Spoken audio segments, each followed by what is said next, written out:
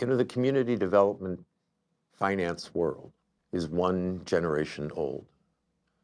It came from the labor movement, came from the civil rights movement. It was a child of taking anger and turning it towards change.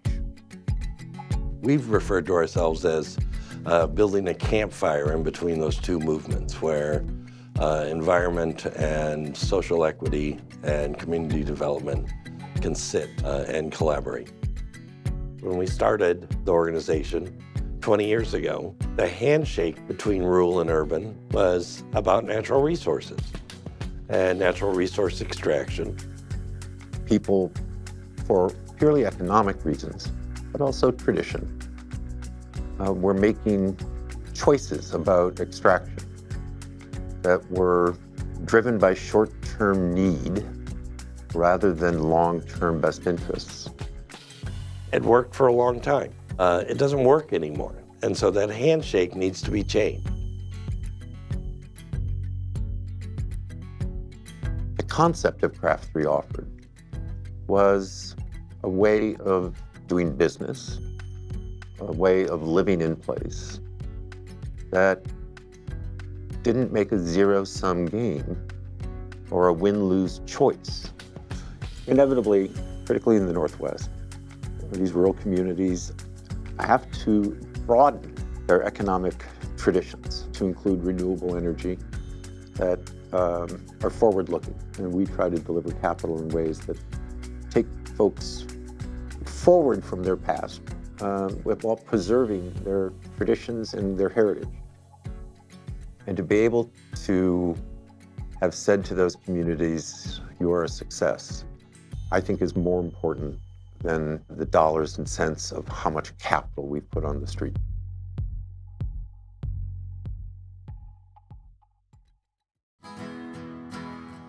Capital drives change.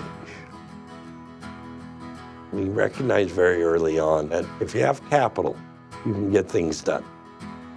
So we invest our capital in people that are attempting to do things in ways that are relevant to their local economies and the changes in their economies. We get up in the morning to get them the capital they need to change their communities and their lives. In our 6th year, we spent about 14 months trying to articulate how we could measure impact. We narrowed that down to a set of measures that focused in on environment, economy, and families. Craft3 measures the outcomes of our work. We believe alone is just an output. It's a gizmo. It's a transaction. But if we're thoughtful, strategic, intimate with the places and people we do business with, that we can create outcomes from that output. What are we really achieving with the investment that we're making?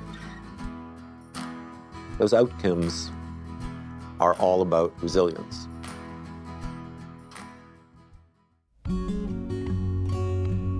It became pretty apparent to us that, like life in general, that you take a couple steps forward and you usually take one step back and then a couple steps forward. The Great Recession impacted every business in this country, and it especially impacted construction-related businesses. And it disproportionately affected minority-owned businesses. Historically healthy firms of long standing, for regulatory reasons, were ushered out the door of their longtime banks.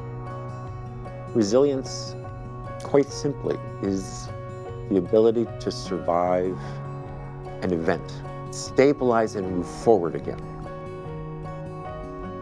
By making good loans, being able to be there, create an access to capital for people who've not had access to capital,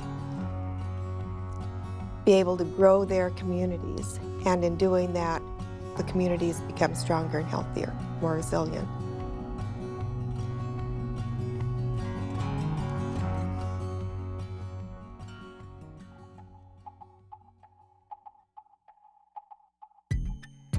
I think Craft3 is built for the future, and it took me maybe a year or two to really appreciate the vision that they weren't building an organization that was just going to service a small part of rural Oregon and rural Washington. They were really building an organization that was going to grow and last and be a permanent, enduring thing, to expand throughout the Northwest, to expand into new products. And just the entire mindset of the organization is about, building something that's sustainable, that's going to touch the community in ways that are really driven by community needs. So as they uncover needs in the community that are unmet by the traditional finance world, they morph into being part of that solution. What motivates the current generation of younger folks coming into the organization to do this work is entirely different than what motivated me 35 years ago to do this work. It doesn't mean that we don't share the same mission and believe in it. I think Craft3 needs to be there for the communities that have an opportunity to create something new. They're going to need resources like ours, especially resources like ours that are willing to look outside of the normal or the traditional. I think one of the cornerstones of this organization is that in its first 20 years, it developed an organization that is resilient and permanent. It's not going anywhere. I think Craft3's demonstration that it is possible for communities to move beyond jobs versus the environment and thrive, that this business model, this way of delivering capital as a social business enterprise can, over time, drive positive change. And that's what I'm most proud of.